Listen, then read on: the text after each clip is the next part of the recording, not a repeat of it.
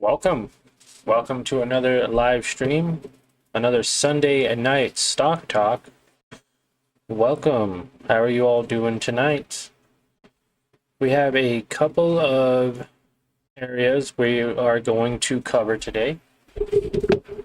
Hope you guys can hear me okay and see me okay.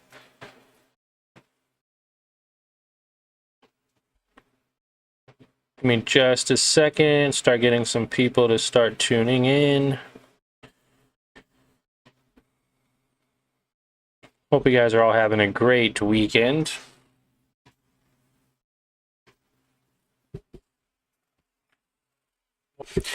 All right, another week went by. Another week in the books. Mara pushing up very nicely. Bitcoin pushed up over the weekend, so we're going to be here in just a second how it was able to go up to those levels. All right. So we're going to look at Bitcoin. They're at 419. Look at this. It broke out. Exactly what we wanted to see over the weekend. Now I am holding some shares. So if we line this up with the way Mara closed here, come out a little bit, you can see it's at higher than it was here. Much higher than it was, as you can see. So it broke out. Should be, if it stays above 400, it should be at like $27 or so come tomorrow morning. So we should be able to lock in a really nice profit. Probably a couple $100 support levels. As you can see here, it struggled very heavily for a while. I mean, since June 17th, it struggled to get higher than $400.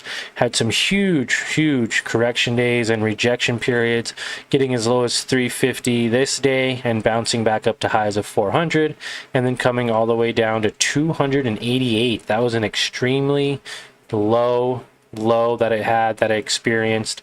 Ever since then, it has been trailing up. Hit that $400 mark again on July 17th, and then got rejected back to those 350 areas as it did over here before.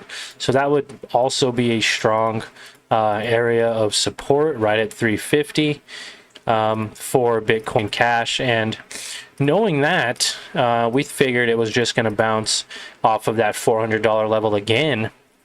And it did not. It actually did very nice and went according to plan, where it broke out of these levels only by introducing where its resistance was, right? So we didn't know this was going to happen, but because it has happened, we can see this do two things. It could either continue to push up, get to higher highs, like say those $520, $530 levels, $350 levels. So do be aware of that when thinking of investing in Bitcoin Cash or Bitcoin in general. Same thing with Bitcoin itself. It's at $68,700, making new highs. Pretty much following this trend line, not as fast and aggressive as we thought here. It had a bit of a pullback, and now it has corrected itself more recently here. It has corrected itself to get to those levels now. So yeah, this thing has already pulled up. Sorry guys, trying to multitask here. Got one more link to post to our private group of over 70,000 members on Facebook. It's the Investing for Beginners community. Check it out. It's free for everyone. You simply have to ask to join. Okay, cool. So now with Bitcoin, as you can see, it pulled back on this strong yellow trend line. We were watching this for a while, since back on the beginning of June.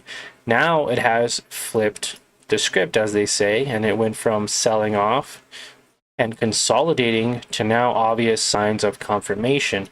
Now this can continue to go up, as we talked about for Bitcoin Cash. It still has a potential to go up about 7% to highs of 73,000, 71,000, where it was previously. Now it doesn't have to, as it did just, it is right here at this resistance level at 69.4.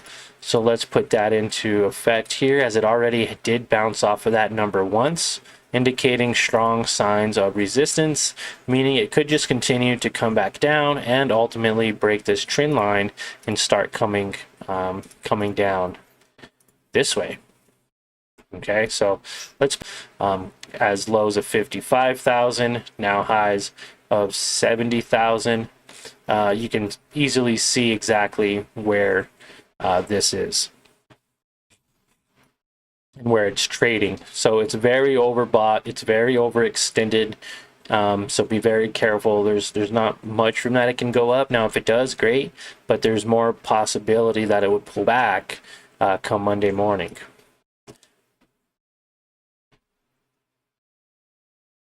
All right, and so with Mara, with that said, Mara should be probably, I'm thinking, back up to these $25, $26 levels, potentially $27, just because Bitcoin was trading at around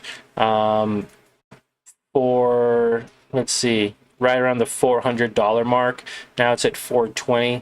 So if it can hold, I could see Mara easily up maybe $28, $29 come Monday is what I'm thinking, tomorrow morning. So we'll see what happens.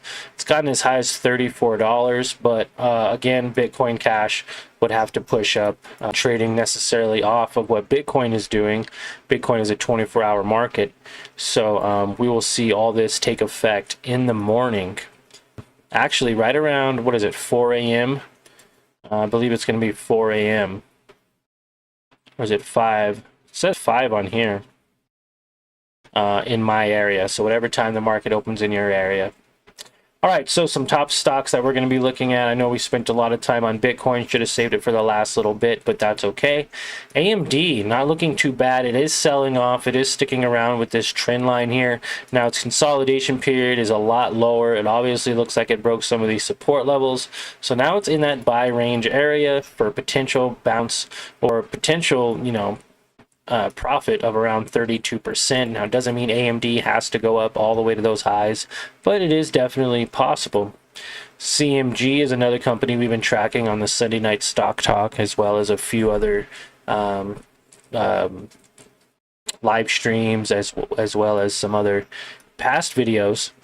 Also recently had a reverse stock split where they were trading at $3,000 a share. Now they're only trading at about, on Wednesday, they had a really nice spike up. I was able to play this, very nice, getting in at around the $52 level, getting out at, I believe it was like 58, right around there. But overall, this actually went up from lows to highs, 17%. I made a whole video on it. Definitely check it out after this. But basically just been selling off. You know, those support levels did not hold. So now there's some new support levels here. Obviously, again, not holding very well. And this one has a long way to go to get back to where we want it to be. So I'm very excited to see what happens. Do we get another big spike like this? I don't know.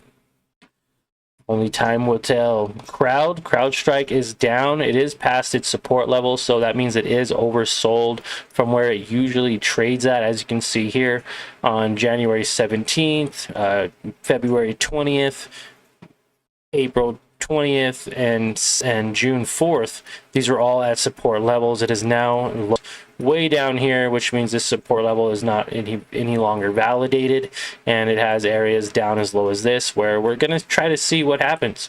If this can start consolidating and going around, you know, this area here, bouncing up and down until finally it breaks out. Once it breaks out, we could see, you know, around a 56% increase back to where it was trading before. I'm not sure I even mentioned it. It's CrowdStrike Holdings, or CRWD. I know that's a big one that a lot of media is catching attention on.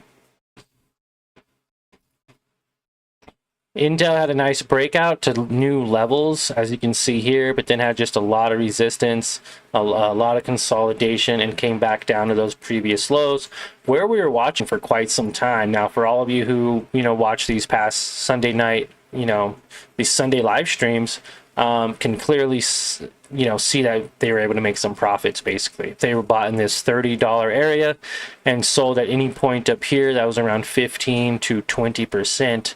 If you were able to sell in these sell area ranges. Obviously the green areas are support ranges, the red areas are resistance ranges, and that's basically how we are able to identify opportunities to buy a company, whether we see potential in it or not, and understanding previous patterns and also opportunity cost. Intel right now offers a 15%, 12 to 15% ROI or profit.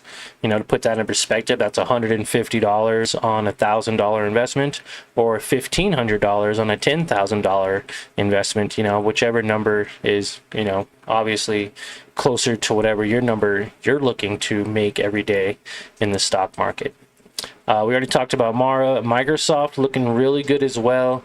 Is kind of bouncing off of this previous resistance level, which now can be validated as support level to 115 to highs of 141, going up, crashing back down, going back up, and coming back down. Now it's in those areas of consolidation where it's kind of going between $111 and $116. Doesn't really know exactly what it wants to do, but obviously it's just kind of not making any new lows. It's just consolidating. Now if it can catch a bounce by say tomorrow, then we can easily see this go up to even the simple moving average, about 10%, and then with a possible rejection back down, because this line is going to probably start to curl over, as you can see there, or it can potentially break that line and it can go up 25%. More than likely, I figure it's going to probably tease us a little bit more. This is going to probably play out something like this. It's going to bounce up off of here and then probably just come back down to maybe these levels again.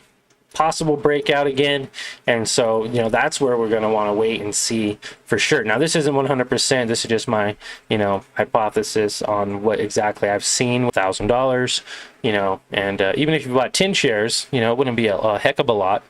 And you could potentially make some decent money, anywhere from 10% to 10 to 20%. So obviously don't invest in anything that you're don't see value in, so that you don't understand. Don't just take my opinion, make your own best judgment. I'm literally here just talking about companies and giving you my thought process on them, but ultimately at the end of the day, you are the one that will make those decisions on where you will buy, where you will sell, etc. Now, Oxygen has been looking very good. Oxygen, right? We've been trading this for quite some time, as you can see with all these yellow lines. We did call it out back in May that it was going to go from those $2 levels to those $1 levels, and then it was actually going to start tracing back up, and it did. It did exactly that, from 116, 115 levels all the way up to highs of 197, went up 72% in 3 weeks. And with that said, you can clearly see, 72%, you could easily see $720 profit on a $1,000 investment. If you had a $10,000 investment, that'd be $720, guys. And we called this company out. I traded it for a while. I held it from 116 to around the 150, 160s, I think, level. And, I also left a lot on the table. I left like a good, 15, 20%